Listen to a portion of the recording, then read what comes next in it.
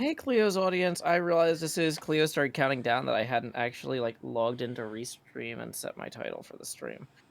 So I'm gonna do that. So real when quick. I said you ready to go, and you went, yeah, I'm ready to click go live. I'm not ready to have the stream title set. There's a difference. I'm ready to go live, but I'm not ready to go live. I can broadcast the wrong thing under the wrong title. Really, it was my fault for not clarifying. Yeah, there was nothing from a broadcast standpoint in OBS that was not set up. The cameras I've been going through, I've got all the setup, all the lights and everything. Everything's ready. Now I'm clicking start. So there we go. Good. Yeah, Just so you know, chat, I have a really big headache, and it's not just Joe. Joe doesn't help. So, just to want to clarify. It's not that I don't try to help. It's that my attempts to help make everything worse. Okay. Yeah. And now I wait for Joe's stream to go live so I can see what Joe's doing. There's Joe. Yeah, so I'm going to be working on some pieces of paper for my... I don't know if you saw, but there's a unique quest for applying to be part of the King's Court. Oh, I am already in the process of doing my bit. So I'm going to be working on my Royal Letterer audition tape. The paper. Is that what you want to be? Yeah. Have you seen the side of my pinball machine yet? No. Oh, well, you really should. I've been away for almost a week. Well, for 5 whole days. So yeah, I guess that is. Say. Yeah, I've been doing stuff. Anything that you want to share with the class? No. Okay. I went to see Hamilton. Alexander Hamilton? Yes, Alexander Hamilton. I can't. Was he waiting in the wings for you? Sometimes. Sometimes he was on a little balcony. Sometimes he was rotating around on a stage. That's just how it goes. Did they have sometimes. the rotating stage at your one? That's yeah. Good. Yeah. Did they not have it in Nashville? They had it in Nashville too, but apparently not every venue can accommodate it. So yeah, no. that was exciting that we got the good stage. You got the good stage. There's a whole thing in the program that I've got that's about because I got 2 programs because I'm extra. Sure. One of them is basically the fact that they had to go through every single theatre in London to find one that would actually be able to accommodate the rotating stage. Yeah, because apparently there's huge power requirements and mechanical space requirements. It's the mechanical space required. The power requirements are negligible because it's London. But oh yeah, you're all on 220. We're all what now? Your standard outlets are rated for twice as much load as ours. Ah, okay. That's fair. My brain is just whatever you say. That's good. Good morning, everybody. You got to keep in mind, rotating a 25-foot diameter disc capable of holding the weight of multiple people is a non-trivial amount of force, right? That's true. Arterial Red has resubscribed saying, rotate your stage for theatre. I don't know why, yeah, but okay. Master Lamb Kid Biddies, Gwerk resubscribed for 17 months, says, oh my, how time flies. And that's correct. Atomic Small has resubscribed for 5 months. And we have a hype train. Chill. Oh, wait, I have a thing for that. There we go. Are also welcome via paypal.me/JoeHills and YouTube Super Chat. I forget why. Why does Joe know the outlet load of the UK? I mean, it's a good question. It's a pretty common knowledge thing for anybody who works with computers or technology, that if you travel internationally, you need to be prepared to deal with that. I don't know. I guess that makes sense. I feel like I feel like that's something I've known for I know that your plugs are more dangerous than ours. Yeah, but I feel like that's something that like I've known since I got involved with computers, and I got involved with computers at like the age of 5. Like I feel like that's just somewhere along the way I picked that up. Yeah, I was writing. Well, I say I was writing. I was copying programs in Visual Basic when I was. I want to say 3 or 4. Oh, see, I started with QBasic. We didn't have Visual Basic yet. Um, I'm I know it was I'm a pretty basic language. I'm not sure which one it was. I'm sure it might have been Commodore Basic or QBasic, but Well, it was. I was on an Amstrad. Visual Basic came out with Microsoft Windows. Well, then Visual it wasn't Basic that was like, then, because it was an yeah, that's Amstrad why I was CPC. like, So it yeah, was a basic language. I'm not sure which one it was, because I was 3 or 4 yeah. copying things from a magazine. So to make games. Yay. So, yeah. Oh, I remember now why I mentioned the tipping thing, but then I forgot why it was relevant. It was because we're rotating my camera, much like the stage of Hamilton, 1 degree for every dollar tipped. That's I knew I was going to get. Joe had a sequitur that was I had a thing. This was it was a sequitur that was sequitur rather than non sequitur for once. So you know. But I'm tired, so I lost it partway. Okay. Oh dear. Yeah. Ay. It's okay, Red. I don't like tea. It's fine. Mathematical Jackal has resubscribed for 5 months, and Lost Cult Game cheered biddies. Thank you very much indeed. It is it is resub month, week, I suppose, for the month. So that's probably explains why everyone just went resub. So yesterday was a bit much because I haven't been streaming the last few days. So yeah, it's fine.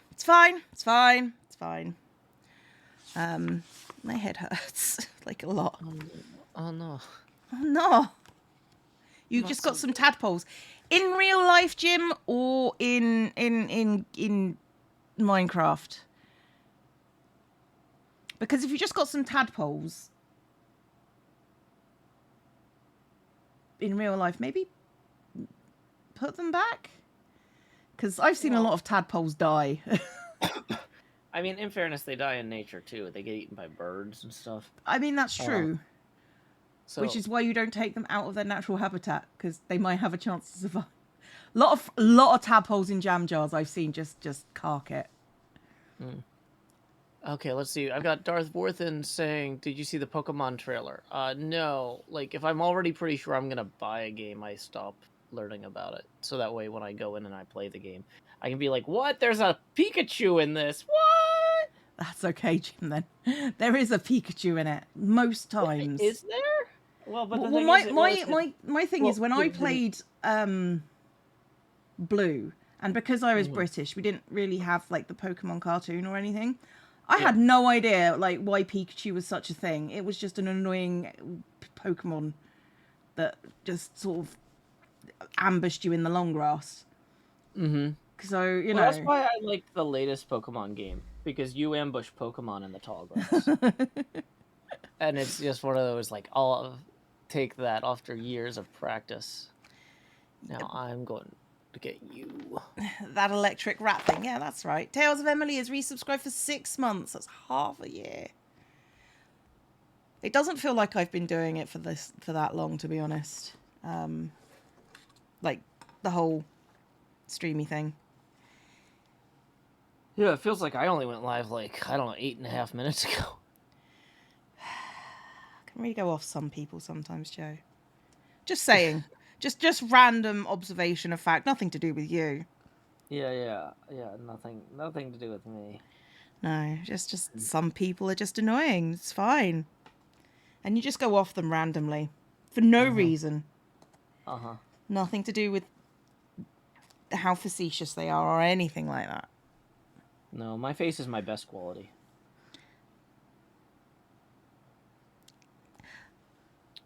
That's sad. I know, right?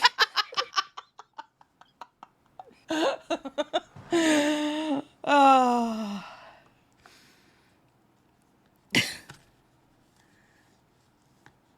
Had red and used to swap my physical data cable with my mate who had blue. Yeah, except I didn't have friends, so I never got to do that. That's kind of a crucial part of the Pokemon experience, yes.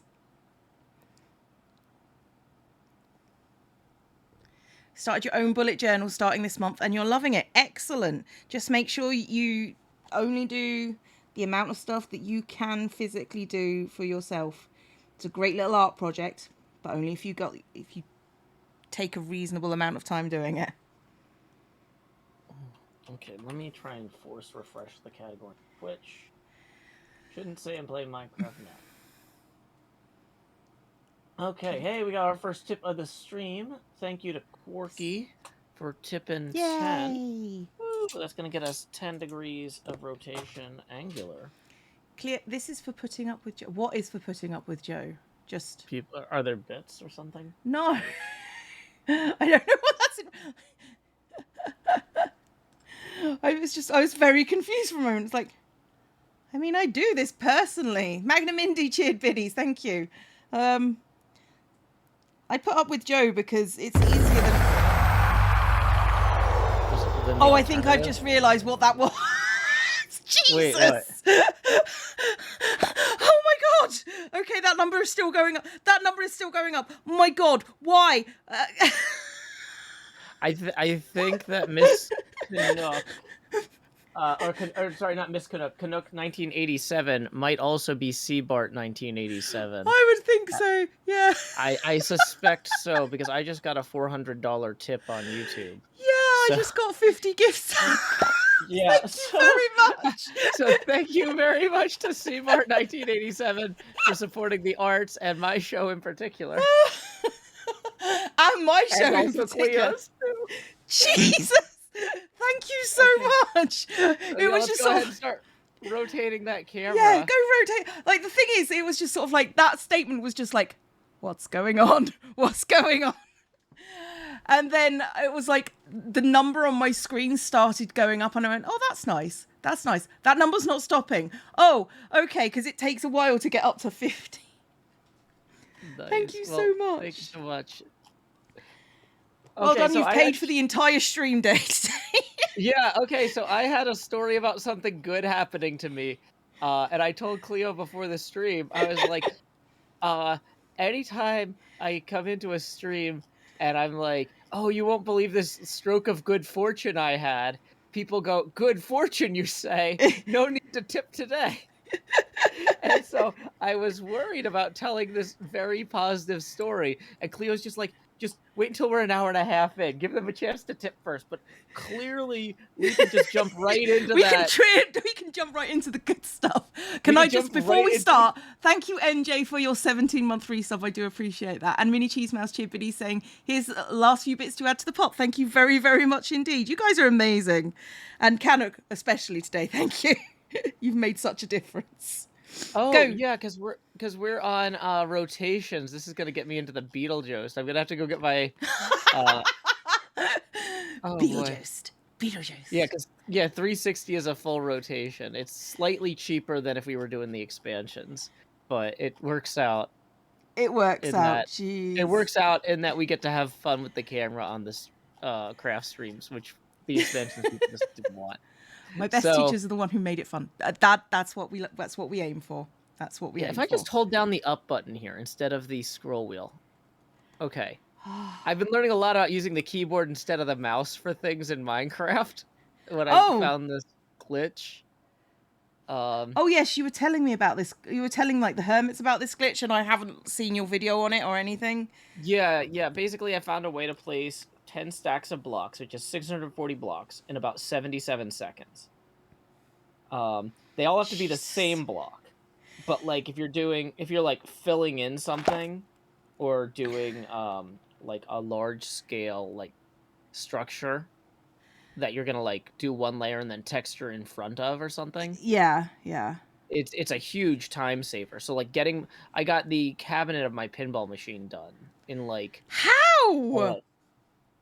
Because I found a glitch that lets me place blocks way faster. Is it a glitch or is it just People are arguing that it's intentional game behavior that is not readily available to unobservant users because they don't want Microsoft to fix it.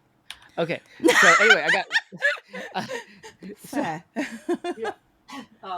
So they're like, no, Joe, it's not a glitch. Don't call it a glitch because then it will get changed. And I'm like, I'm pretty sure that if this was intentional behavior, it wouldn't be so difficult to do. It wouldn't have taken me. I found it in the middle of 4 hours of block placing. I accidentally did it once, and I was like, the block placing sound changed. It went Oh. from like bup bup bup bup bup bup bup to bup bup bup bup bup bup bup. I was like, did I just imagine that? And everybody in the chat was like, no, that was a thing. And I'm like, okay, I moved the mouse a little bit in a weird way. Mm-hmm. And they're like, we didn't see you move the mouse. And I'm like, yeah, but like I brushed it because I was like trying to reach for my drink. There's something with the mouse placement and this, and we're just gonna workshop this until we find it. So okay, yeah, It's let me okay. get You the like I'll fetal watch your ghost little out. video on it. Yeah. You don't have to explain it now because that Well, seems that's good, hard. 'cause I'm not gonna.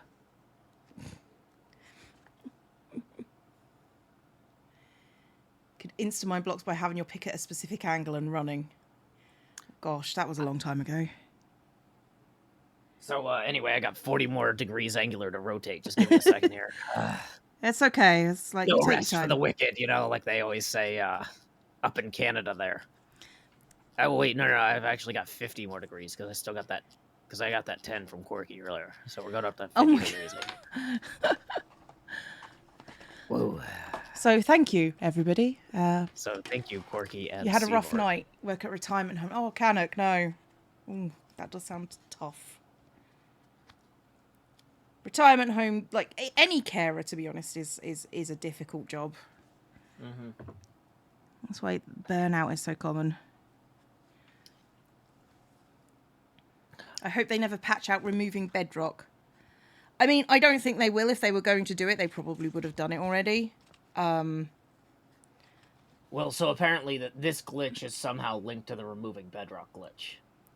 Oh. Because apparently to remove bedrock, you have to like spam a key a certain way, and this like the same thing that lets you spam the place block and move keys. It's an underlying like overlap in the input mechanism. So people are worried if they fix this, they're gonna fix the bedrock thing too. Ah. So I'm about to have like half the technical community furious if I found this and told everybody. I found it on stream. So I was like, well, now everybody already knows. I mean, I think everybody is kind of a misnomer, but sure. Well, I mean, like Pixel Riffs was talking about this on his stream the next day. Like that's how big a deal this is, Cleo. Pixel Riffs, can you imagine? Oh my goodness, not Pix. I know, How right? will we cope? How will we cope? It's a huge deal. Like this is the big time for me. Pixel Riffs is talking about my work.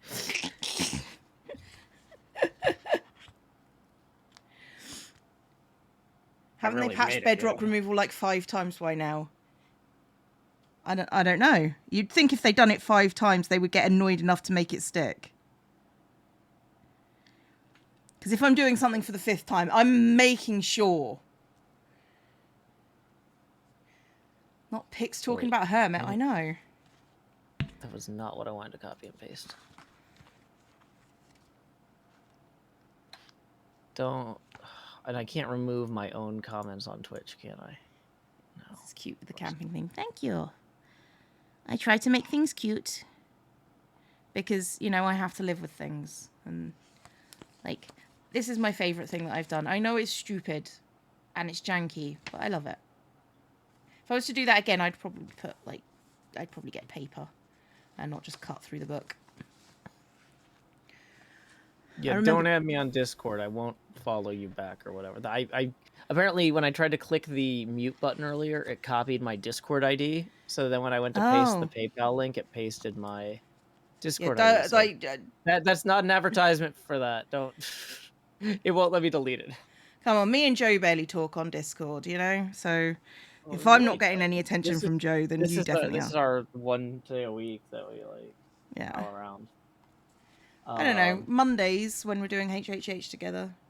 Yeah, you weren't there though this week. No, because I had just said goodbye to my friend, and my brain was in overload mode. Yeah, no, I understand you didn't want to just sit and cry on HHH about your friend going. Yeah, no, I was gutted. Yeah, well, that makes sense. I'm well known for being social. Yeah. Yeah, it says Zombie Cleo Socialist on Yeah. your thing. Did I thank Manatee Gag? I'm not sure I don't did. know. Thank you, Manatee Gag, for the Gag is 17-month fantastic. resub. Apologies if I didn't do it, and apologies again if I already have said this, because brain. And Geeky Mom has resubscribed for 8 months. Almost a Twitch baby. Yes, you're very, very close. Take it easy. The baby gets some bed rest. The baby will be here before you know it. Okay, that's kind of disturbing. Sometimes I think, should I start things like this? Should I start jokes like that? And The Twitch baby joke? yeah. And I did. And now I feel like I have to carry it through. Yeah, I personally find the Twitch baby thing to be a little weird. Like, It is weird. I don't think that that's something that I would say if I had recurring subscriptions or anything. But I know. everybody has their own channel, so yeah. And if you had my channel, oof, that's a lot of work. Yeah. Having mine and yours, and I haven't. I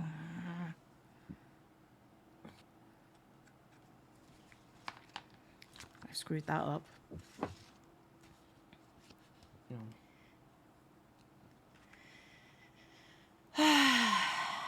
Boom, boom, boom. So you're doing your royal video thing. Yeah, this is the title card for my Royal Letterer audition tape. Okay. Yep. And are you shooting yours vertically? No. What I'm doing is You should consider shooting yours vertically. I'm conducting. I don't think you were there when we were talking about it because I don't think you were at the last meeting. Mine's slightly different to everybody else's. Okay, well, it's not going to make a very good YouTube short. I wasn't asking for it to make a YouTube short. Well, maybe everyone else wants them to be YouTube shorts because. Well, they can. I've already arranged this. Well, you better get ready to pan and scan. I'm fine. If everybody wants to deal with it, then they're quite happy to deal with it on their own. Uh-huh. Uh-huh. Okay, sorry. What's your concept? Oh, I'm doing an interview with Ren. Is it an interview with a Renpire? Sure. Joe, Ooh, sure. Timely. Yep, my oh no, I can't even brain to do that one. Our only hope has resubscribed for 8 months. Thank goodness you're our only hope. Working from home today, so glad I could catch crafting stream. Well, you are very welcome. It's mostly me and Joe being catty to each other. So I say mostly. There's a lot of that, but you know, it is what it is. Is the stream still intentionally listed as Minecraft? No, it should be showing up under art. I don't know why people keep saying it's showing up as Minecraft. It is. Oh my gosh. I changed this twice now.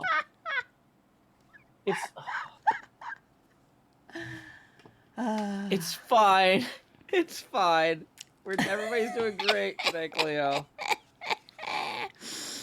Everybody's doing great. Oh boy. Oh boy. So Cleo, okay. Well, so have you already interviewed Ren? No. Okay. So you're going to, though? Yes. Okay. I mean, really, let's be honest about it. He definitely wants me on his council. Because, you know, so obviously it's me interviewing him, not him interviewing me. So. Yeah. Obviously.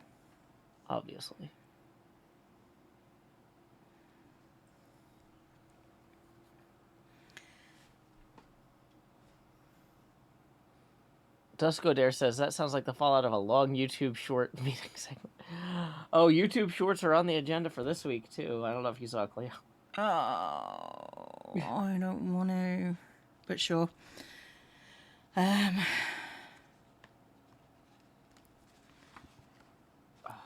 mean, I made a YouTube short, and it's just annoying.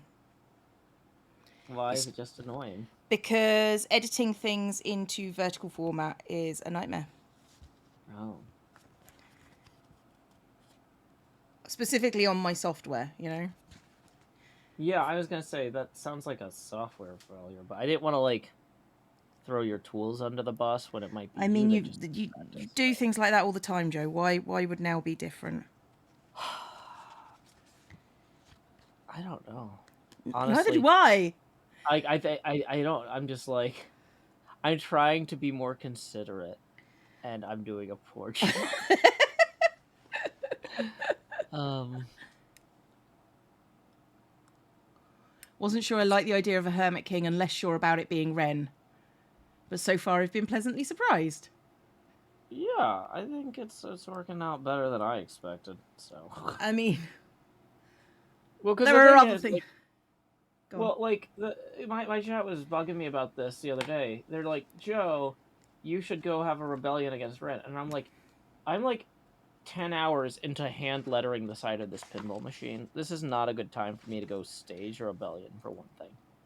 For another, all Ren has done is find excuses for people to take breaks from working on their mega bases to have fun together.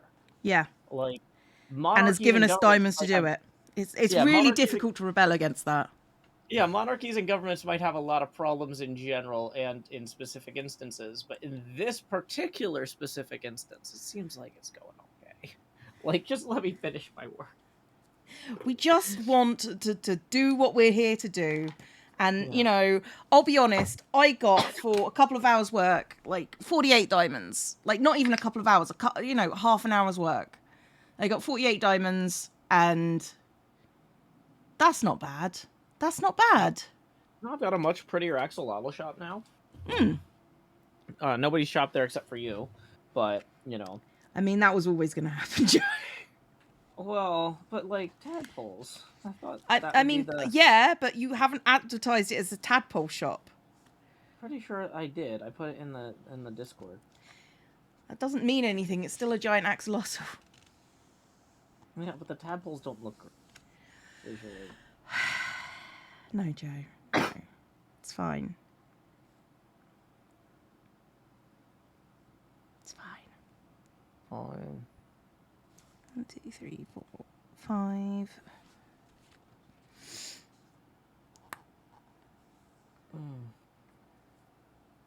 Okay, so Cleo, do you want to hear about my stroke of good fortune? Oh God, yes. Okay, so this is not the stroke of good fortune. This is the setup, right? Okay, we're setting up. Because your life has to be disrupted somehow for you to Right. go on an adventure, right? That's like part of the Campbellian cycle, right? I guess, yeah. Yeah. So my Pathfinder Dungeon Master had a conflict last night and canceled our Pathfinder session. Right. And I was like, okay, I worked like all day, nonstop on Monday. Because normally the first of the month is my busiest day of the month because I've got a bunch of payroll and invoices for my freelance work and all sorts of stuff to do, right? And then the Mondays, I have a bunch of standing weekly calls and HHH. And so I'm doing 2 shows that day. And so when Monday and the first of the month align, it's always just nuts. It's tough, yeah. Yeah. And then I also had a bunch of other stuff that's like a once a year thing hit.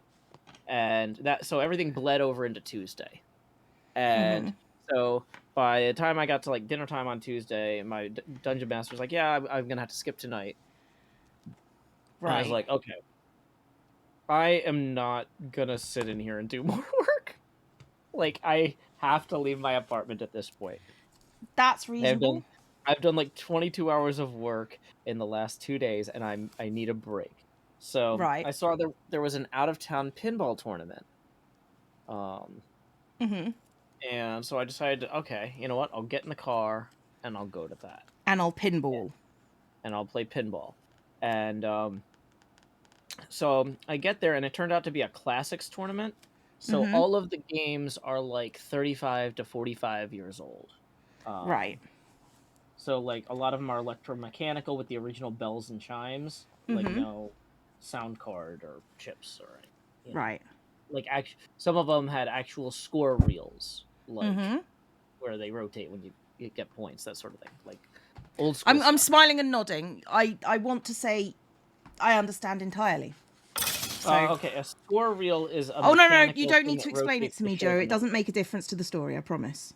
Okay, I'm so just letting you know that I don't understand. So when you ask questions at the end, you're not cross.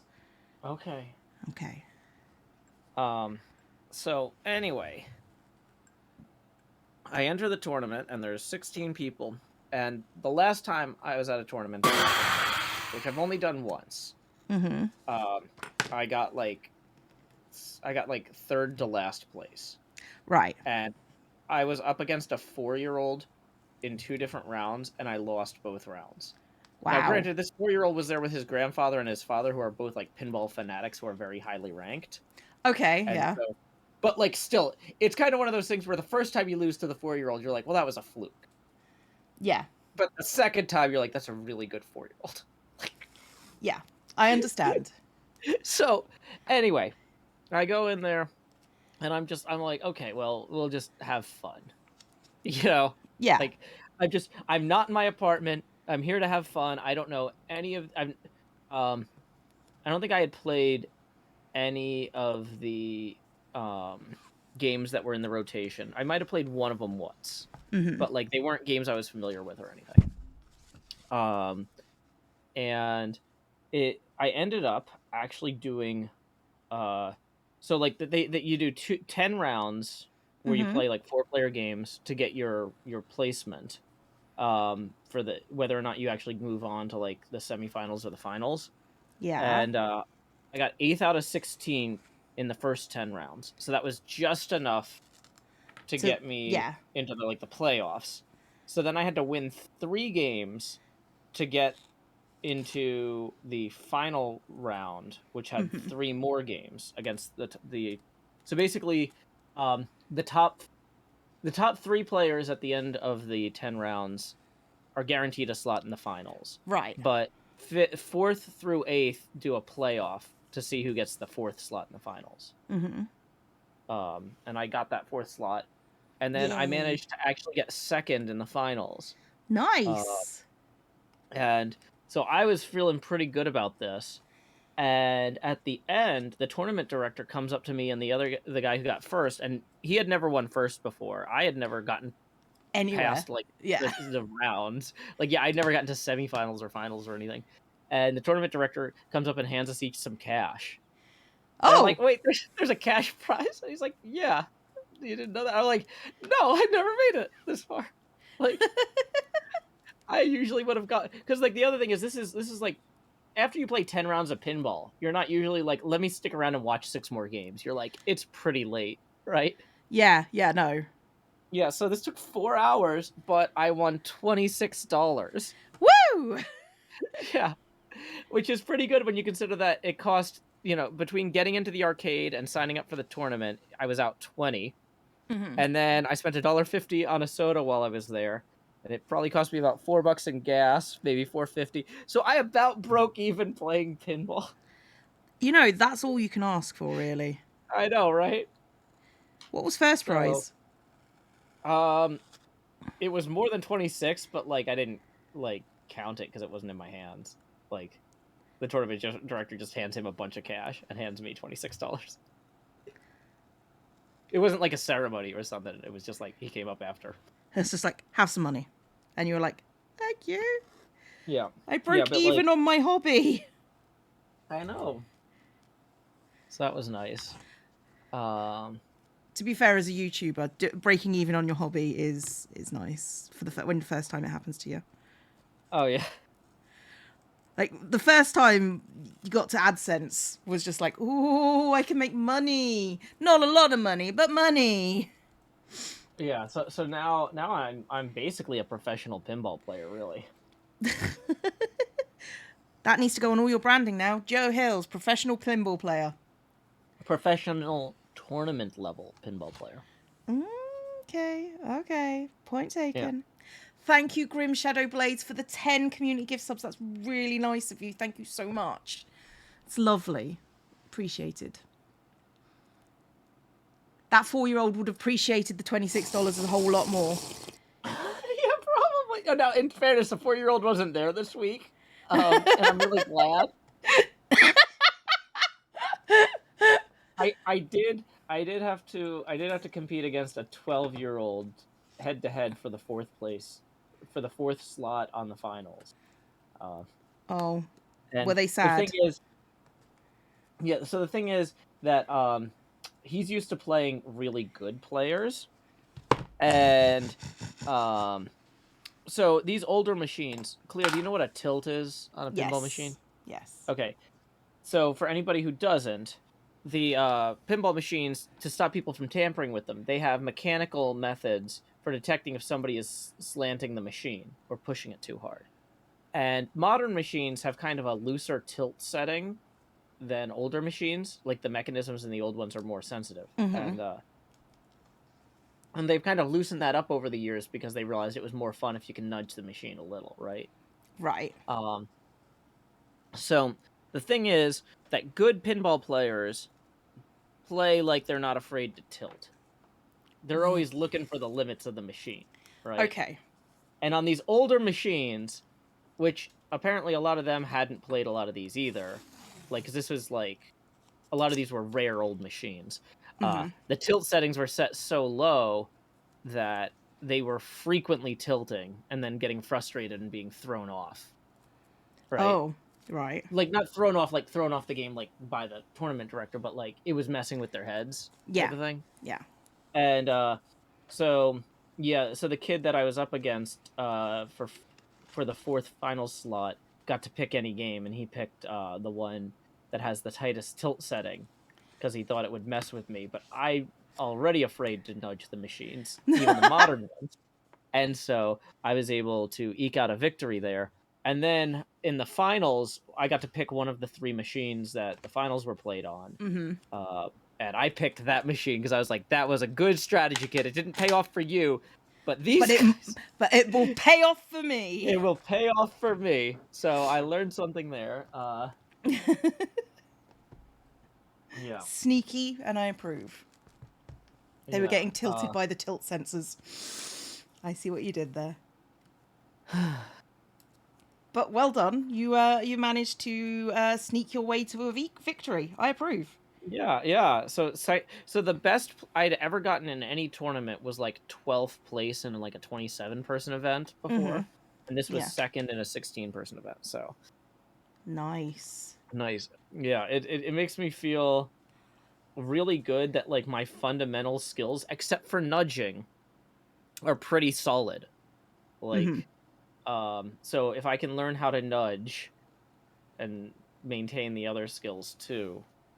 I mean, I know the theory of nudging. I'm too timid about it a lot of times. But like, it's pretty clear that that's where a lot of the edge, that and familiarity with the machines, like, because every table has a different layout and different rules and stuff. Dalfernius raided. Thank you very much indeed. Appreciated. I hope you had a good stream. Sorry, Joe. Dalfernius. Yay. Yay. But yeah, so it's one of those things like, okay, on a level playing field, which is still admittedly tilted 6.5 degrees up or sloped 6.5 degrees up. But on in a tournament setting where nobody knows the tables and you can't nudge safely, I'm apparently pretty okay. And that's nice. That's reassuring that I'm developing skills, because sometimes like I said, when I was at a tournament at this venue last time playing on modern machines, going well, thanks. I did very poorly and lost twice to a 4-year-old. So, however, it was a good 4-year-old. It's a particularly talented 4-year-old. Like this 4-year-old beat a lot of. It's not like I was like 3rd to last and this 4-year-old was 4th to last. This 4-year-old was like up in the middle of the pack. So it's fair. It was a reasonable assumption to, yeah. You know, that kid is going places. Yeah, yeah. Well, and like I said, To it his helps that room. his granddad and his dad love playing pinball, and so that's like Yeah, one that of the makes a ways that they spend difference. time as a family and bond, and they have machines at home, and you know. Yeah, no, that makes sense. We like that for them sometimes. Yeah, no, I think it's great. But yeah, it's I just mean, one of those things. it's a skill thing that, you know. Yeah, it's still embarrassing to lose to a 4-year-old twice. Oh, No matter yeah. how talented that 4-year-old is, like, especially because I didn't know that this was a particularly talented 4-year-old. I just thought, like, wow, I must be really way worse than I thought. No, no one's done a pinball wizard joke yet. I do not have a PO box, because then I would have to go through the PO box, Yeah, that's work. and yeah, I just no. No, it's not me. That 4-year-old sure plays a mean pinball. There you go. There's the pinball wizard joke. We did it. 4-year-old has an unfair advantage. Yeah, how dare the child be good? By practicing. Yeah, that's vastly unfair. Improving your talent by practicing. Unsportsmanlike.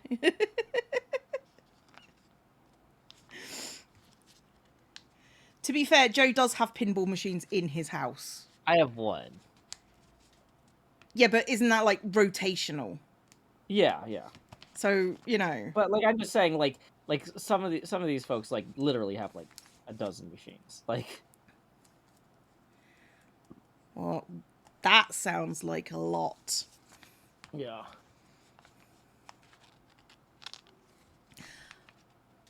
I'd have won for sure if those meddling kids hadn't actually tried. What's funny about that is that, you know, kids are good at this stuff. They pick it Yeah, up much more they have, naturally than adults. well, they have good reflexes, you know, Yeah. and they're not tired all the time. Oh. Yeah, they're not tired all the time. To be fair, you're not tired all the time. Sometimes you're asleep. Yeah. Although frequently I'm too tired to fall asleep, so it's like I'm too exhausted to relax type thing. Mm-hmm. Yeah, that seems like you. But yeah, I think one thing that helped too is that the tournament last night ran for like 4 hours, because 10 rounds is a long time already, and then 6 games for the playoffs and final, like 16 games total. So it's a while. Seems like a lot to me. And so I think it helps too that some people like were kind of starting to fade. Right. And and that's Joe's superpower. He's always tired. Yeah, that's the thing, is I was tired driving down there. God, can you imagine how good you'd actually be if you got some sleep? Well, I was actually thinking about that too. I was like, man, like, imagine if I had baseline coordination. Like, right? Right? Yeah. Yeah. It's sad, but true. Sleep is your favorite hobby. I mean, let's try not to think of it as a hobby. Let's try to think of it as a, you know, basic necessity for survival. We monetize all of our hobbies. Like, yeah. If I could find out how to monetize sleep. Ooh. Yeah.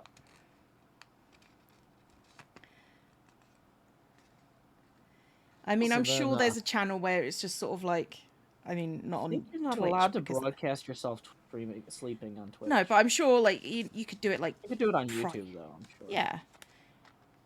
And people would watch it because it helps them get to sleep watching someone already asleep. Yeah. We're the 24-hour sleep channel. It's just a corpse. Don't let them know, Joe. Shh. Yeah. Yeah, Queen Dark Lady says, "Wait till Cleo hears how many machines our friend Dice has." Yeah, that guy has like 90 something. Like, Well, that's ridiculous, and we all know that's ridiculous. I mean, in fairness, like, how many games are in your Steam library? We're not Like, talking about me. yeah, we're talking about Dice. We're talking about someone else who I don't know, so therefore I can go, well, that's excessive. Mahi To be fair, Zero how says, "Hopefully." big are Oh, go on. pinball machines? My Steam library doesn't take up as nearly as much floor space. You need about 36 inches of space for each. Well, you can get by with 30 because the machine itself is about 24 inches. A meter. You need it, even though the machine isn't a meter wide. If you want to have room to play them simultaneously with people next to each other, you want them. You want about 1 meter of space wide. Look, I have to move my computer my coffee table every week for this. I don't have a lot of room. I mean, keep in mind, there's some people that collect cars. Cars are even wider than pinball machines. Yeah, and I have issues with those people too. To be fair, I don't have an issue if you want to collect pinball machines and have the space to do it. To be honest, it's like, eh. I was gonna say, Cleo, in fairness, anybody who has space to collect cars probably also has room in their heart to support shows like ours. So Yeah. Look, here's the thing. Collect whatever you want. It's fine. unless they're Funko Pops. Because that's how we get Wally. You want Wally? Okay, I don't have any particular issues with Funko Pops, but I'm just, every time I see one, I'm just like, this is an ecological disaster in slow motion. I mean, I don't understand them particularly. It's just sort of like, okay, so creepy glass-eyed plastic dolls. Okay, you do you, I guess.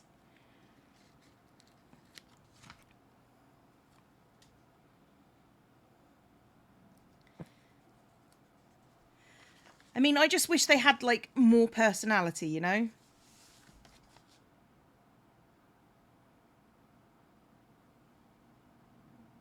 Joe? Well, but Cleo, I think. Sorry, I'm reading Okay. people defending their Funko Pop collections in my. The ones that the people in my Discord are posting photographs of their collections. And are they glassy-eyed and Yeah, well, expressionless?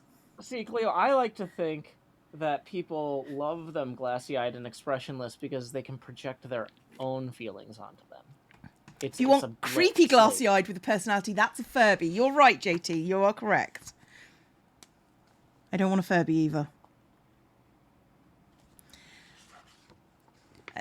Look, I don't care what you do for your hobbies, as long as it doesn't hurt anyone, or cause an ecological nightmare. Arguably, my sticker collection causes problems. But, you know, yeah, everything causes problems. You know, and like, if you don't want to cause any problems, all you have to do is die.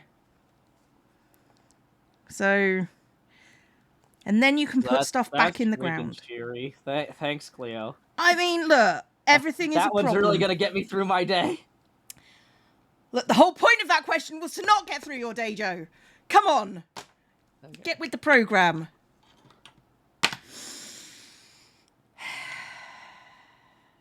Have you ever heard of a long Furby? I have.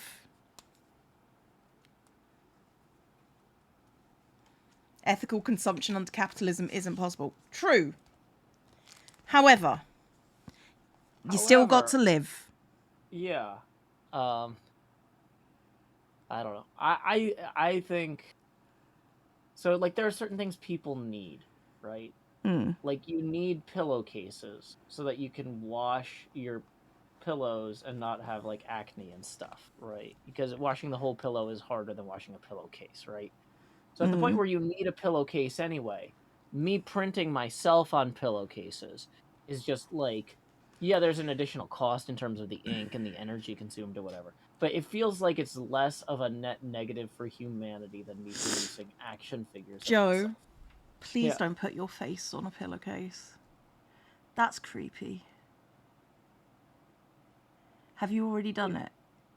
Well, Technically, no. Okay. Do you want me to go get them? Yes. Yes, I do. Okay. I want to Be right see back. this. I'll be right back. Let me mute. Okay.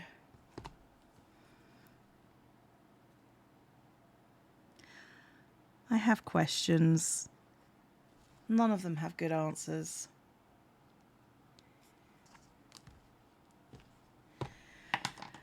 Ah, dear.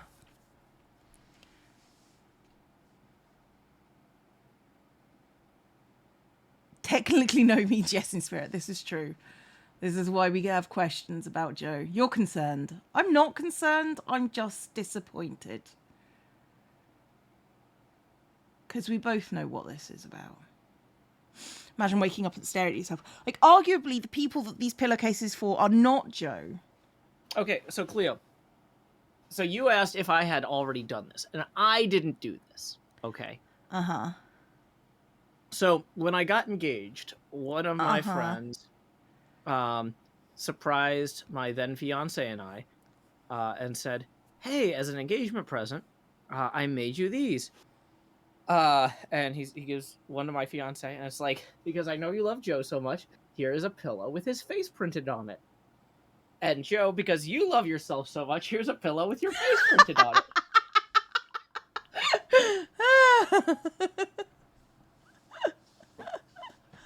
Can I need to see this. Oh wait, did you not? It's not on. It's not on screen yet.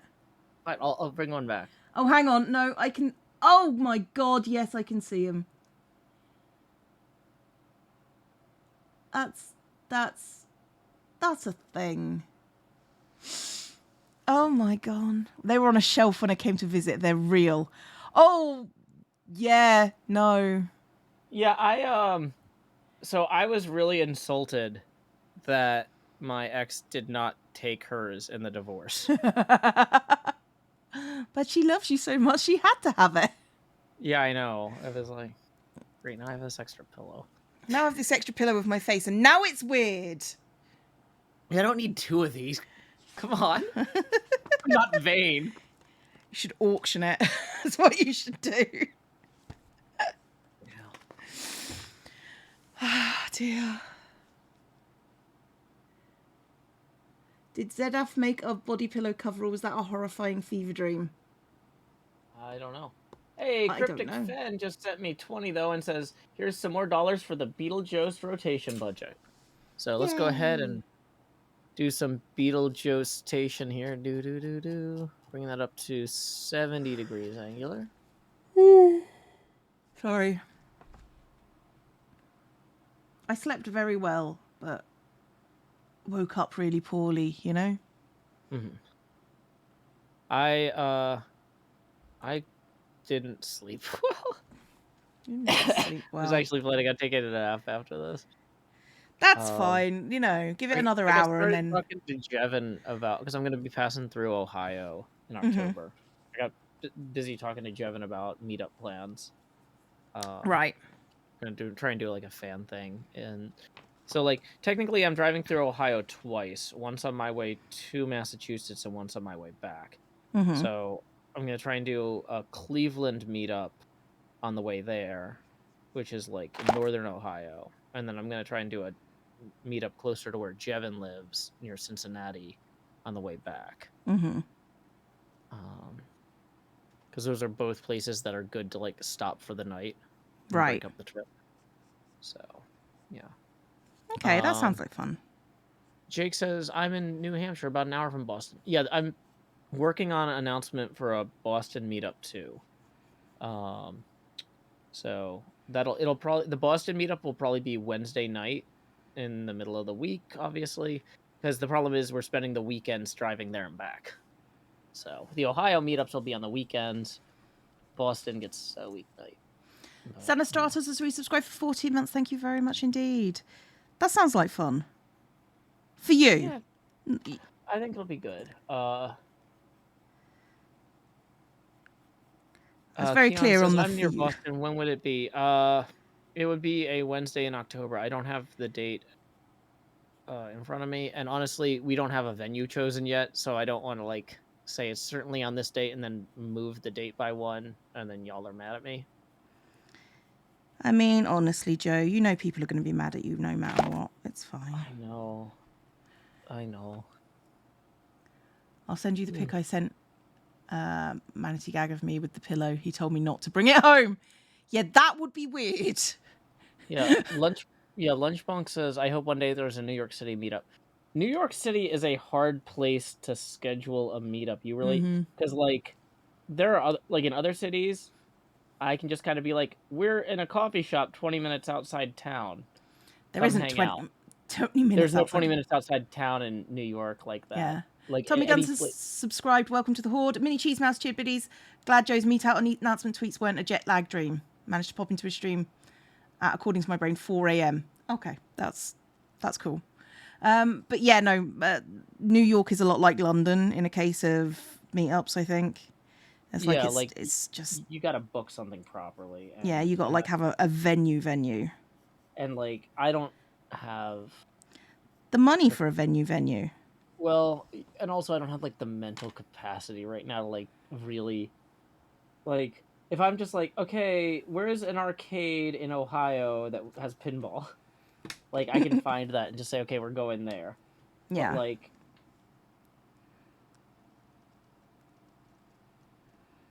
Yeah. I think people are fairly forgiving about that sort of stuff, so... you got to do what you can for you. We'll call ahead and be like, hey, if we have a bunch of people showing up, but it's not like an actual party, is that cool? Like... Because the other thing is we don't know how many people are going to show up for something like this. NJ says, yes, there is Coffs in NYC adjacent. I mean, I guess technically, if I did something like this in, like, Linden, that would count as near New York City, but I wouldn't consider that a New York City meetup. I would consider that a Linden meetup. Like... a New Jersey meetup is not the same as a New York City meetup. And advertising something in New Jersey as a New York City meetup feels disingenuous. This is how tired I am. Disingenuous, right? Like, I understand, Joe. if I had an event in Dover and I called it my London meetup, I think people would be annoyed. People would have conniptions. People would be like, that's not really the same, Joe.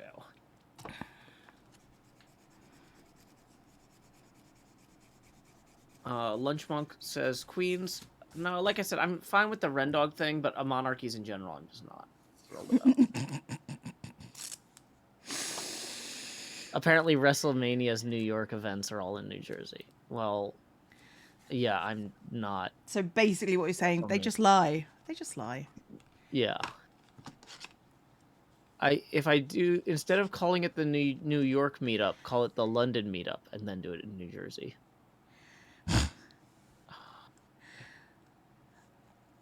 I mean, I'm pretty sure there are places called London in the US. There's like a London, Kentucky. There's a Paris, Texas. We could do a tour of all of the most recognizable. Like, I'm sure there's like a Dresden, Nebraska or something. Jesus. We could just do a tour of all the most famous names of European cities, but in the wrong places. We're going to Paris and London and Berlin and all those sorts of places. Yeah. And it's just like a little like farming town. Yeah, there's probably a Vienna, Kentucky. There's a Moscow, Iowa. Poland, Ohio, and Rome. There's 2 Clevelands in Mississippi. NX Super has resubscribed for 12 months, a whole year. Thank you very much indeed for your support. Does make a difference, promise. Yeah, Arkansas has a lot of those, is what I'm hearing. Berlin is in Pennsylvania. Yeah. There's a London, Texas, a Moscow, Texas. Oh, there's definitely an Athens, Georgia. Athens is in Ohio and West Virginia. Yeah.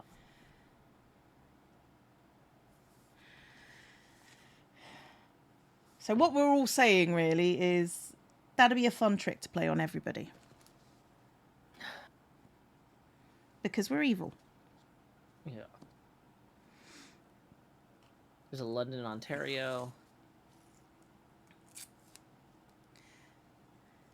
Not very creative with the naming in the US. I mean, you know. I mean, the rest of the world had thousands of years to name their places. Yeah, So you had to get through it in like 50, so. Here's the other thing, too. Is like, if you think about... Did you ever watch Deadwood, like I asked Cleo? No, I have About forming a not government? enough time. Okay. Yeah, it's a lot of work to form a government. Having to choose the name of your city is not something you really want to deal with. Hey, does anybody here hate Paris? No. Okay, we're Paris. Next. I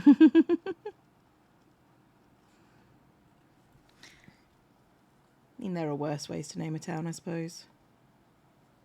Yeah. Home is where the colonization is.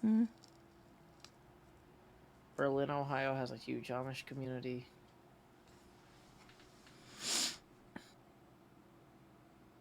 I feel like the trick to doing this would be to find one state that has all of these and call it like my international Ohio tour or my international Texas tour and do London, Texas, Paris, Texas, Moscow, Texas, Berlin, Texas. That would work.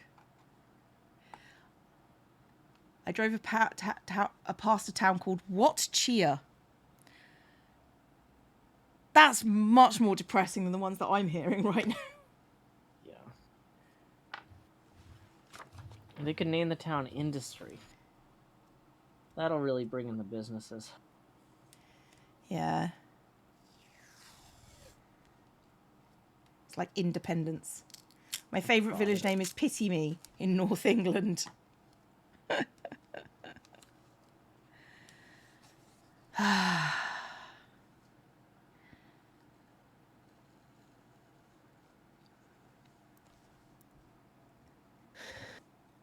mean, we have a lot of weird names.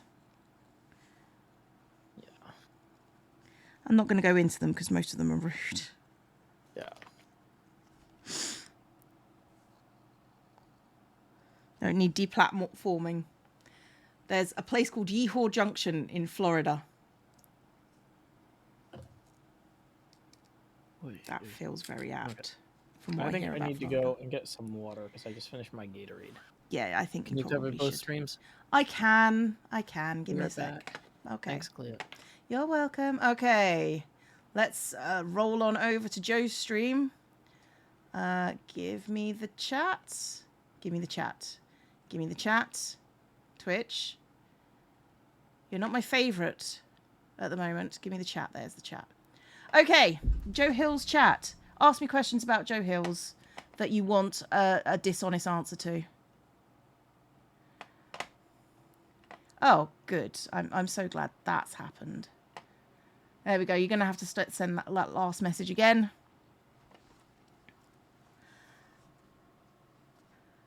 What's Joe's favourite US state? Warsaw. Can you honestly answer anything about Joe? Yeah, I can answer many honest things about Joe. How did you all meet? There's a video out there. I mean, you know, of the aliens and oh, I guess you can't actually watch that one. Anyway, what flavour cookie is JoeHills? JoeHills is like JoeHills is a thumbprint cookie. You know, makes a mess.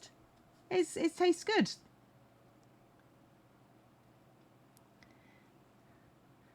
What's Joe's aesthetic theme? JoeHills is bubbles. That's Joe's aesthetic and his theme. He's all about all bubbles all the time.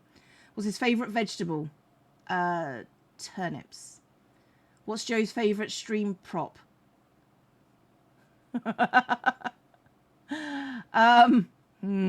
Not going to answer that one because I had a funny thing in my head and that was a bad thing to say. Is Joe a secret enthusiast of barbecue? Yes. Well known in private circles for his love of a dry rub. I don't know. What's his favourite new fashion trend? Bell-bottom jeans. If Joe was a Powerpuff Girl, which one would he be?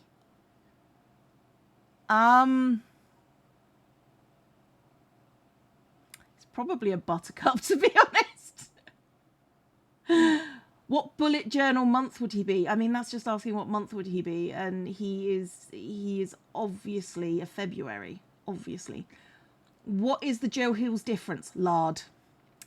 Who is Joe's favourite person? Himself. Oh, I said I was answering them dishonestly. Me.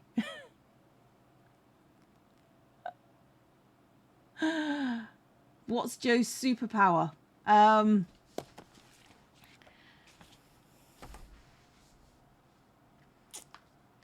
trying to think, like, that one's much more funny if I answer it honestly. Joe's superpower is insight and not knowing what he's being insightful about. If Joe was a shoe, what kind of shoe would he be? Clogs. Joe is a clog. Does Joe both brush his teeth twice a day? No, he brushes them 5 times a day. That's why he doesn't have teeth. It's erosion, you see. It's the thing that happens when you can't. Yeah. If Joe was heading on a train heading to New York at 30 miles per hour, when's his birthday? Like sometime last month. Like, I don't know. How many Joes does it take to change a bulb? 1, because 1 Joe is all you'll ever need. In which school subject does Joe excel? Pinball. If Joe was a flower, what would the flower be called? The flower would be called JoeHills. And that's an ego thing. What's Joe's favourite time? Like, the time that he's asleep, honestly. What does TSD stand for? Tacos, soda, and donuts. What is Joe's spirit animal? Mongoose. If you can give Joe and yourself a duo name, what would it be? I mean, it would be Jolio, but you know, that's weird. Does Joe know where his towel is? No. Joe has no concept of towels or times or interdimensional space travel. What's Joe's favourite text processor? Joe is old school and he uses like just the text screen on an Amstrad CPC. What's Joe's favourite category of drink? Wet. If Joe had an encyclopedia entry, what would the 5th word be? Buffoon. What's Joe's favourite Flint? I don't know. I don't know what that is.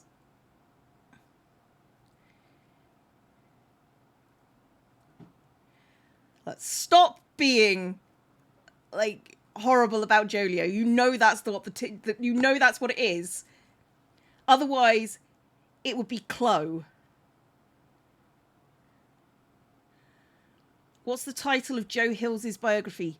Joe Hills, international man of exceptional tiredness. Does Joe believe hot dog is a sandwich? He's American, of course he does. Clearly Joe does not sound okay, Tass. Don't even start. Why is Joe Joe? Like, practice. Hello. Hello. How did it go? Do you need me to cover for you so you can take a break? No, I'm fine. They were just asking questions which I had to answer incorrectly. But some you can't answer incorrectly. Some you have to say, "Oh no, that's just how it is." So yeah. Is that just how it is? It is. It is.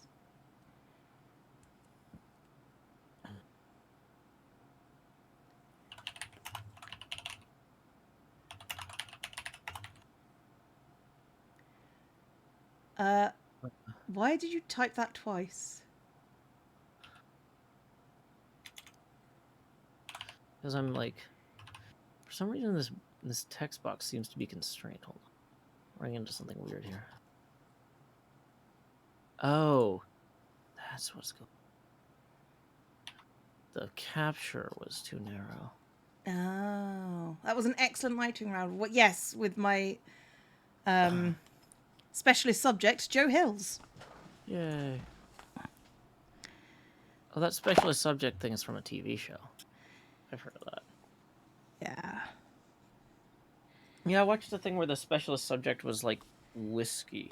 And like, man, they went obscure on those questions. Yeah, no, Mastermind is like that. That's what it was, Mastermind. Did you have to do the English accent for that? Isn't that the name of the show? Yeah, but you can just call If it I called it Mastermind, you'd be like, Joe, that's not how you pronounce it. I mean, honestly, Joe, I don't know if you know how to pronounce anything. Arguably, I don't demonstrate a ton of proficiency there. Wait, does this computer not have Papyrus? How dare they get rid of What? the most obscure font? Is Papyrus obscure these days? I thought it Oh, was... sorry. Least used.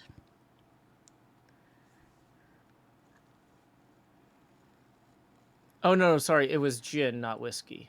Okay. But still, the questions were incredibly obscure. Yeah, I mean, even people who have like things like the life and times of Mary Tudor, Queen of Scots, or whatever it was, between specifically this Wednesday and this Thursday at 12 p.m. Yeah. You can get So like, really narrow things, but even so, it's just sort of like, well, you thought you had done something there. Yeah. At this dinner, so-and-so dropped their spoon, which was noted in the diaries of 4 of the attendees. What was the name of that person's valet?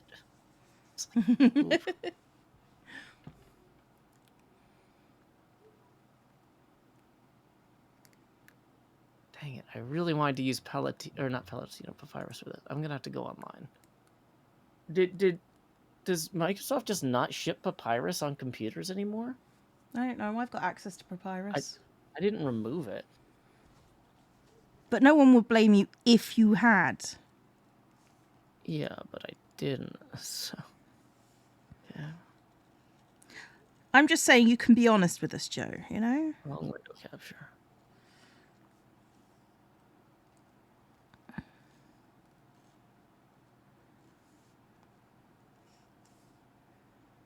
Somebody says isn't Papyrus Apple only. I really thought Papyrus was on Windows.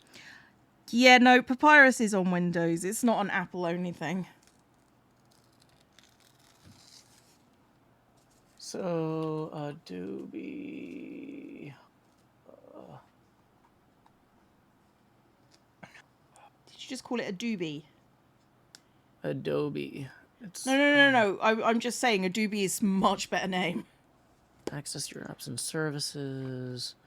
So technically, I have licenses for a bunch of fonts through my Adobe Creative Cloud thing. So let's see if Papyrus is in there. Because I don't want to just download a random thing from a random website.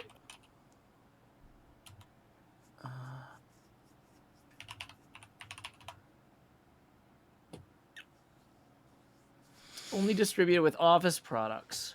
Oh.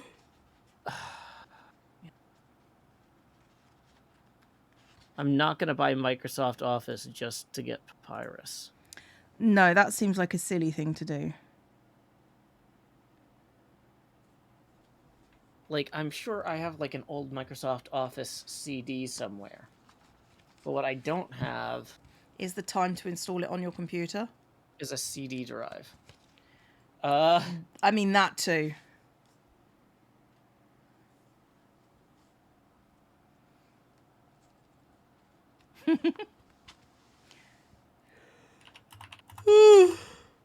How to buy Papyrus without Office. This is for commercial use. I can't just, like... Oh, 1 second. I've got somebody at the door.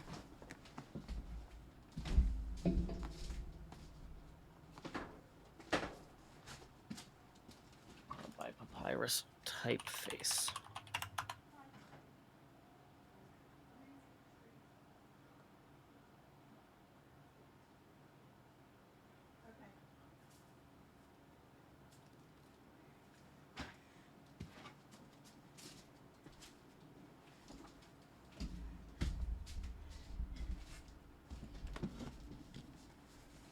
And I'm back. Hello? Hello. No, they weren't calling about my car's extended warranty. What they were doing is they was asking about the windows of doors, and I just went, ha ha, rent. So, nothing to do with me. Okay, well, free font's fault.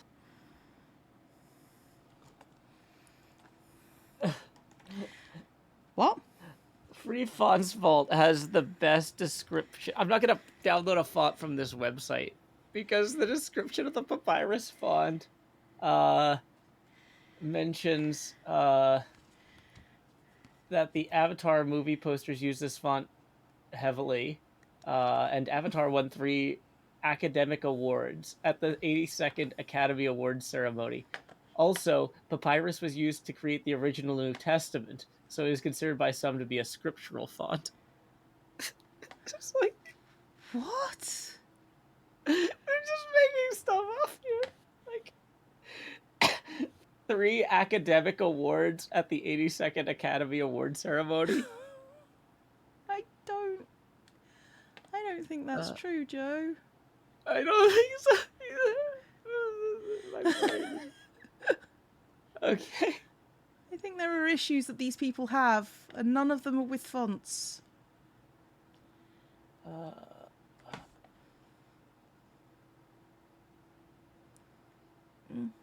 That one, and then Joe's window. There.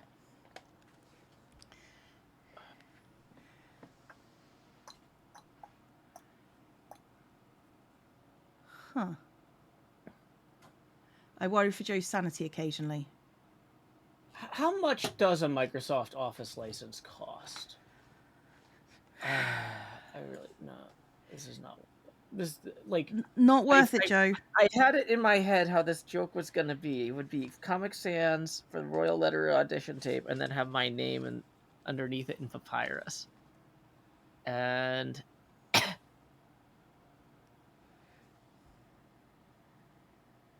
it's $11 a month.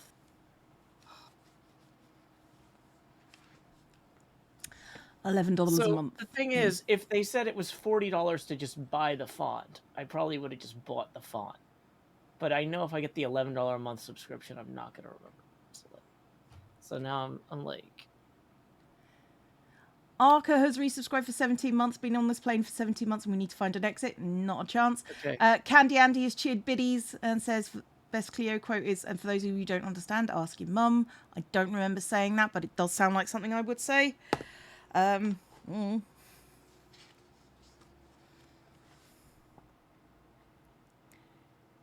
I'm looking at the fonts that come with the computer, and there's Segoe script and Segoe print. Mm-hmm. This is pretty bad. It's maybe not as funny as Papyrus. Century Gothic. I don't know if Century Gothic is on here. Let me check. No. I mean, Century Gothic is pretty standard. Courier New. Courier New might not be recognizable enough to be funny. I mean, that's true.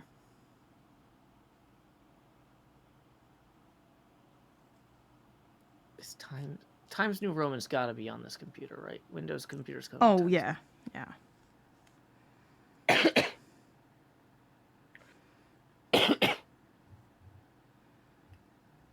They don't let you do a 1-month free trial without putting your credit card info in there.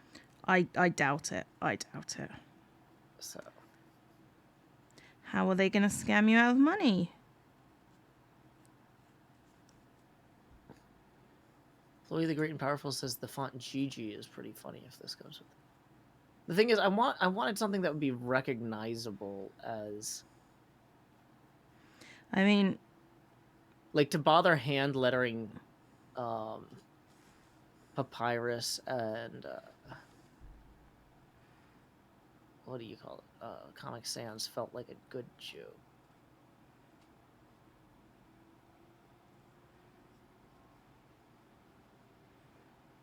do a word art thing. Ugh, I don't want to do word art. For one thing, I don't have Microsoft Word installed because I don't have Microsoft Office, and I'm pretty sure that I don't think that Google Docs has a I don't think Google Docs offers word art.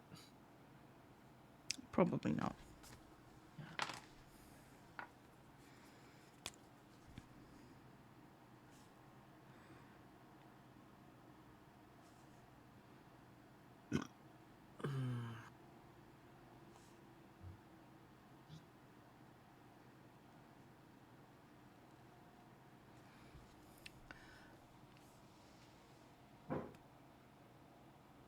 Ah, thank you for the bits, Candy, to clarify. Appreciated. Lisa M says modern Microsoft Office doesn't have word art anymore either. Okay. How are the children going to make their PowerPoint presentations pretty? Google Docs does have Pacifico, which is probably not the same as Papyrus. No, I don't want people randomly emailing me fonts. That's you get That's audited. a no. Yeah, no, like people, yeah, companies that control the rights to fonts are jerks. You just pay for your typefaces. It's easier. It's not worth the hassle to use fonts without the proper license, especially because with like with the tools now for text analysis, like, yeah, you'll get caught. Like, it used to be just one of those, like, man, if somebody stumbles onto this, you're screwed. But now it's so easy to do a broad sweep. Being a single person business, I'm a prime target for stuff like that.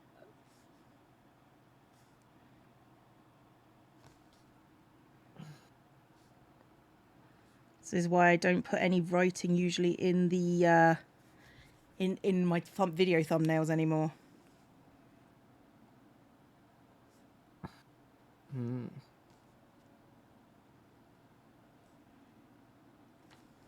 Ah, poop.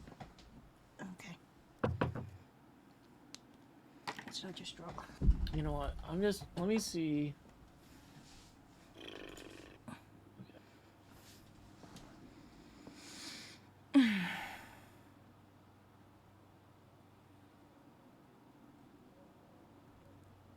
Honestly, I use a lot of Arial fonts because, you know, I have access to those. So it's insane how easy it is to target creators. Has it gotten worse in the most recent 2 years? I don't think it's gotten worse. I just think it's gotten different.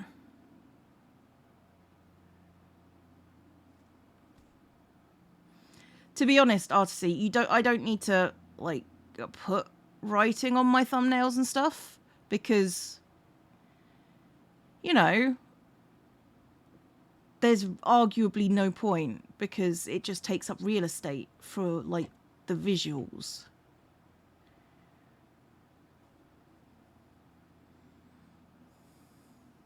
Okay.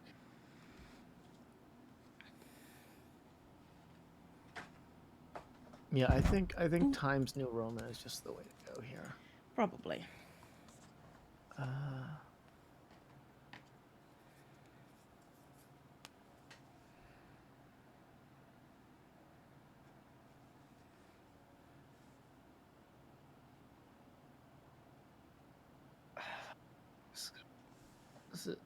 The problem is,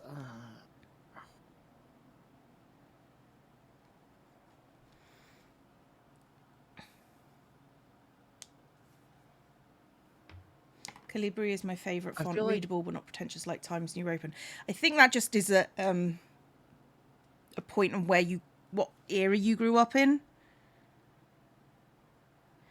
Because Times New Roman was the basics for a good long time. We changed it over to Calibri, I think. I'm looking at how much effort it's going to be to do it in Times New Roman, though, and I'm like, at that point, if I'm putting in that much effort, is there a better one? This is how we end up in a indefinite loop here. Okay. Yeah. Sometimes it's just best to say, no, I'm just going to do it my own way. It's fine. Yeah. Okay. I think I got a better joke.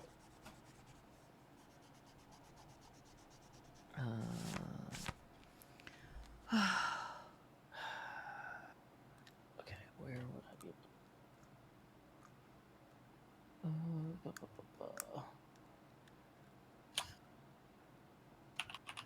I remember my 10th grade teacher telling me and hammering in all through the senior school we did have to use specifically Times New Roman at size 12, but we never really did. At uni, it was one of those things that was kind of like for your essays, you should put it in this font, etc., etc. So, Yeah. mind you, I was of the era where you had to print out your essays instead of digital submission. So,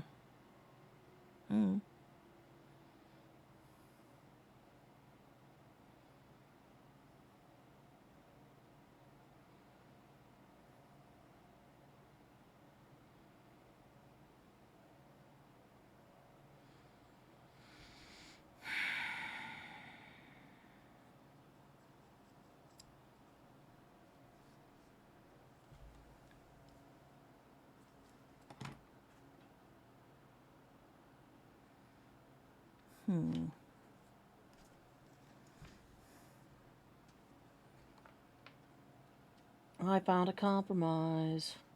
yay, compromise. I'm just not gonna use Roman characters. That's reasonable.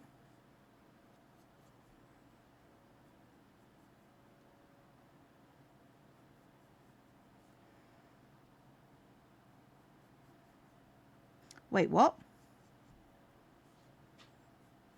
I just said I'm not using Roman characters.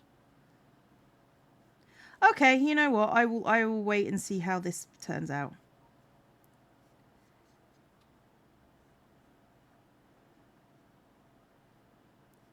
I mean, you do you.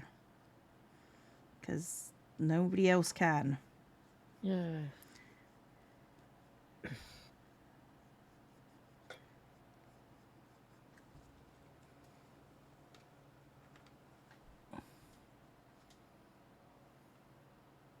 You can make all punctuation marks 14 point and make your essays longer, and no one will be able to tell. I mean, that's true.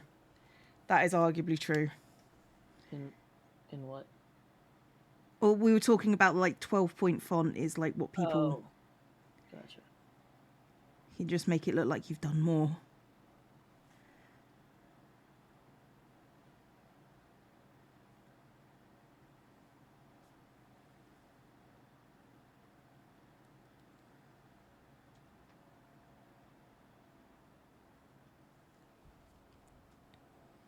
Used to get students put, oh yeah, no, there's like 100% of things, and it's just sort of like, I've written 4 words, but it takes up 8 pages, so I've passed, right? No, you have to redo it. But I did the topic. Like, arguably, no, you didn't.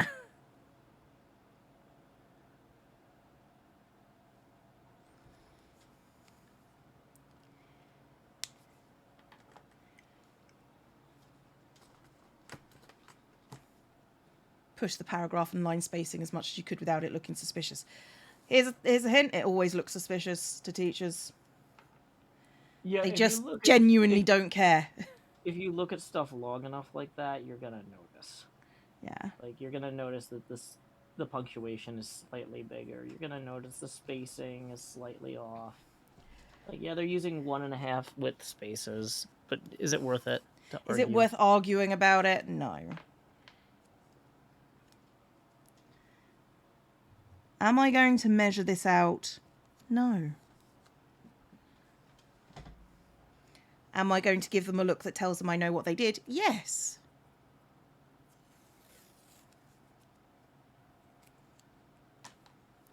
I wish writing a coherent essay were enough. I mean, yeah. Writing a coherent essay is its own reward, said no one ever.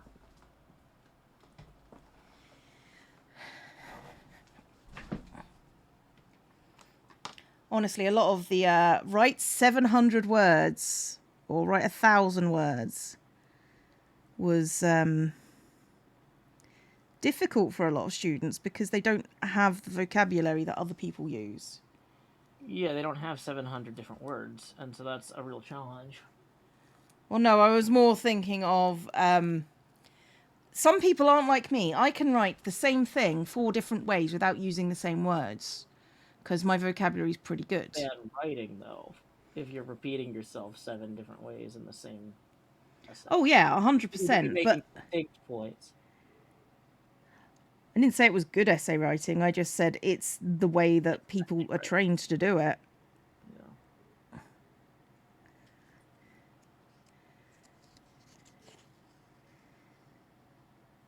I mean, writing, like, the problem is, like, the way that the English department in schools want children to write and the way things like the science department wants children in schools to write was very, very different. Uh-huh. And it was just sort of like we were getting English essays in science, and it was like, you don't need to include all that stuff. We just asked you what your results showed.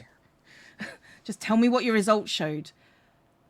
You don't need to get verbose with it. You just need to, you know, look, I'm looking for you to hit this bullet point here in the mark scheme. I don't need to know what colour your mother's socks are. Yay. Oh, I put the pencils. There. That. So now, what I need is to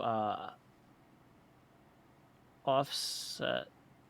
I need a little illustration here to fix the spacing being wildly off. Mm-hmm. Or I need to just have I like so certain parts of this are intentionally very good and certain parts of it are intentionally very bad. Yeah. And so I'm trying to I'm trying to make my audition tape very uneven. Right. If that makes any sense. And so part of me likes just leaving all that negative space there. But when I set this up, I said, okay, I'm going to do this in such a way that if I want to, I could put something there and fix it. So I'm at that decision point now. I think we leave it. I think it's funnier if I leave it. I think it is funnier if you leave it, to be fair. But, like, if I put something in there to, like, quote-unquote fix it, whatever I put in there would actually be intentionally to call attention to the fact that it was off in the first. Like, it would look like it was an afterthought, right? Mm-hmm. So I'm trying to think, is having, which way can I have it be wrong? I mean, yeah, no, I understand. I'm just not sure how to. What's funniest, to be honest. Is the audition tape going to have Japanese? Well, this is the title card for the audition tape, so you tell me, huh?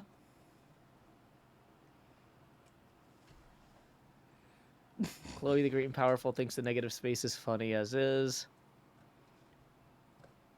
Grace Winder says just add an extra to letterer. No, that would work. Letterer.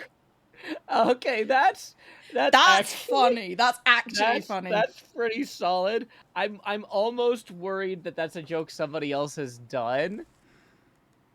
I'm gonna like I don't that feels like too good of a joke for us to just come up with that here. I'm not insulting you, Grace Winder, but like that's really low-hanging fruit.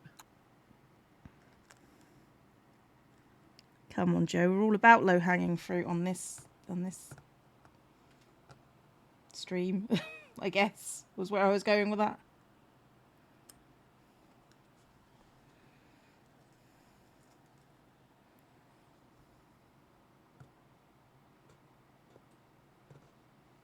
It looks like some comic books have credits that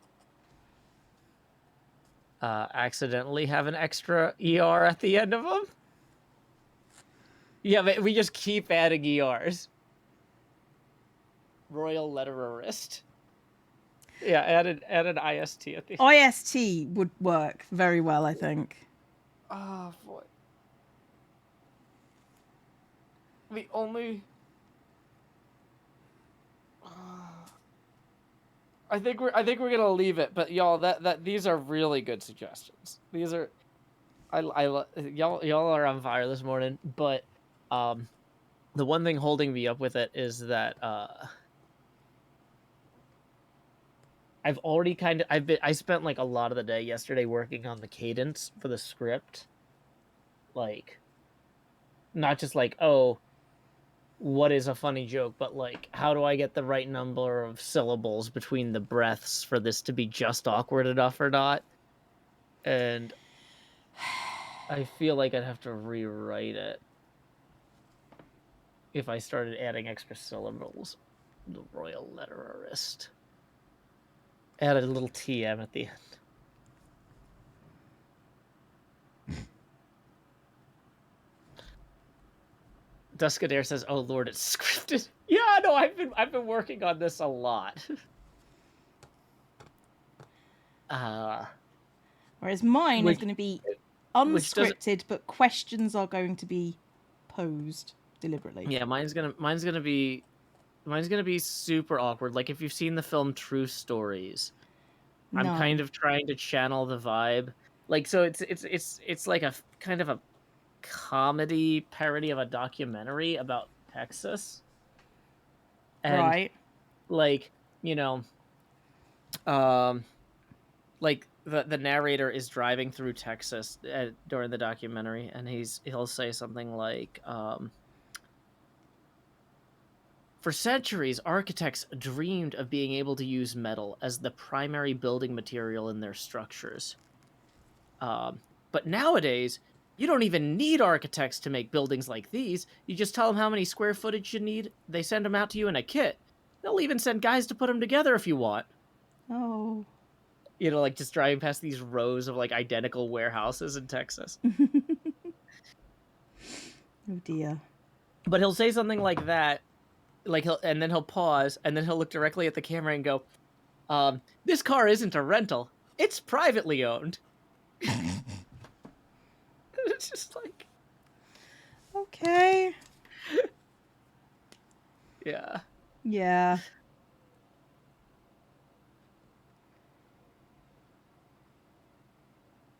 But yeah, so that I'm kind of trying to aim for like awkward presentation. I mean, you should be good at that. I feel like I'll be good at that. I feel like I can pull this off. I want to say you can, because I know you. Yay, thanks, Cleo. You're welcome, Joe. Okay.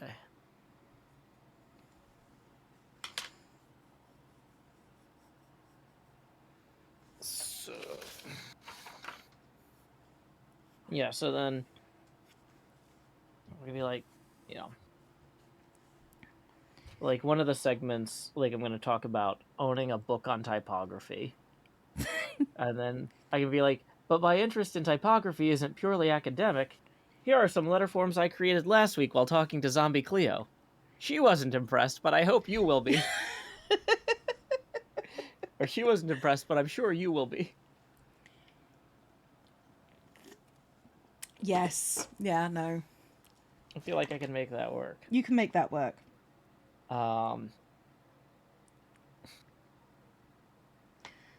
Okay, temperature's going up. Good.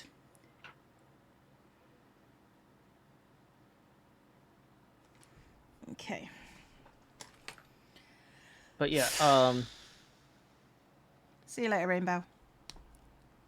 NJ says, which book about lettering? Oh boy, let me go find it. Oh yeah, we've actually got the good camera on. Oh, I forgot I forgot to put the Beetlejuice jacket back on. Sorry, once I got my water. That's fine. We forgive you as a collective group. The people paid good money for this. So anyway, NJ, yeah, this is the book on lettering that I'm going to show off in the video. It's got a slip cover. It's honestly too nice to put down on top of colored pencil. Wait, I don't really have room to open it here. But, it's actually signed by the folks who work at House Industries. The house aesthetic has always been an unconscious one.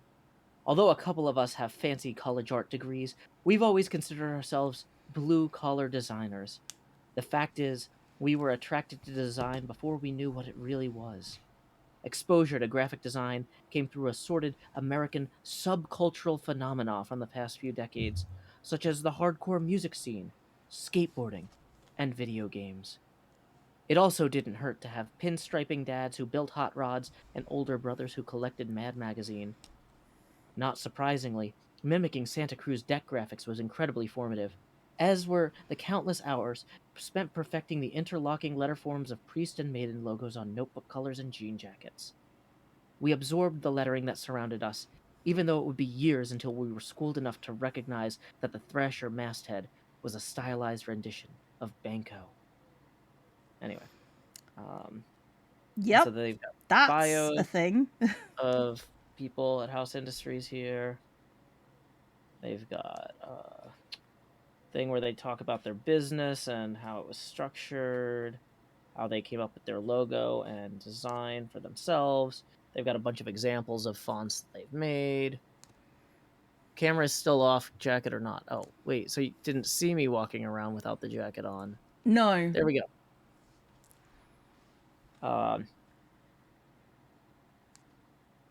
But yeah, so anyway, I'm just kind of flipping through here for you. But yeah, this is the one that I'm going to use for my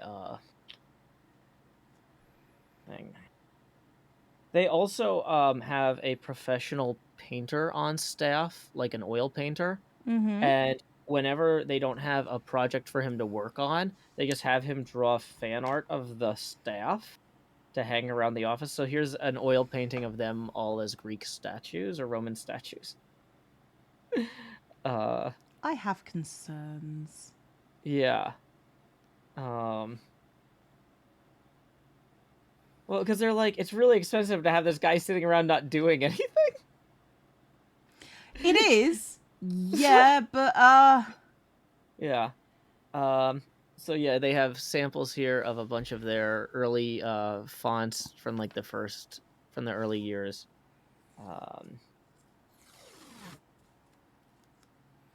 So yeah, they kept trying to reach out to folks that sold font collections and to try and get their fonts included in their collections, and they found out that those people just weren't paying people; they were just selling discs. So then they're like, oh, "Oh no, we're gonna have to sell stuff." Because originally they were like, "We'll just go through the established channels for selling fonts," and then they're like, "Oh no, if you want to sell fonts, you need to sell your own discs because the other people selling discs aren't paying the font creators." holy cow. Aku Yeah. Aku Inu says, "Is it still fan art if they're on payroll?" Good point. Then it's just ego art. Yeah.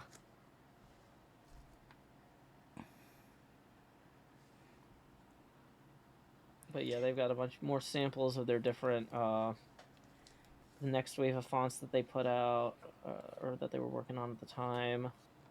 They've got a bunch of handwriting fonts here. Street Van. That's a fun one. These guys really like paper and ink. If you can't tell, there's actually like UV ink on every page. Like there's like a whole separate layer. Like if it catches the light the right way, you can kind of see it. That's pretty cool. Yeah. This might be the most expensive book I own.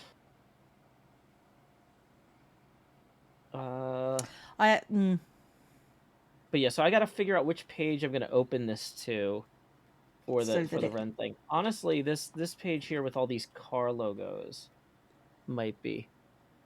I actually read the words too. I didn't just look at the pretty letters. Part of the script. Yeah, so this is a pretty strong candidate for a page to open to. Yeah, no, I see that.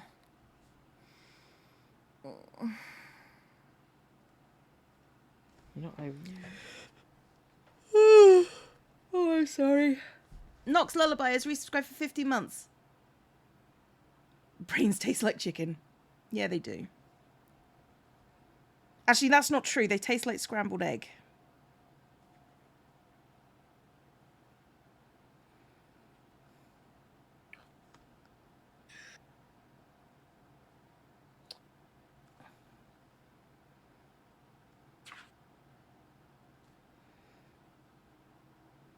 I know that not because I've Monster eaten Pod. brains, but one of my teachers when I was in primary school brought some brains and then mixed it with scrambled eggs.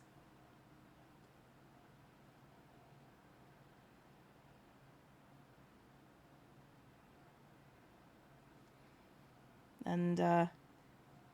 Zemo?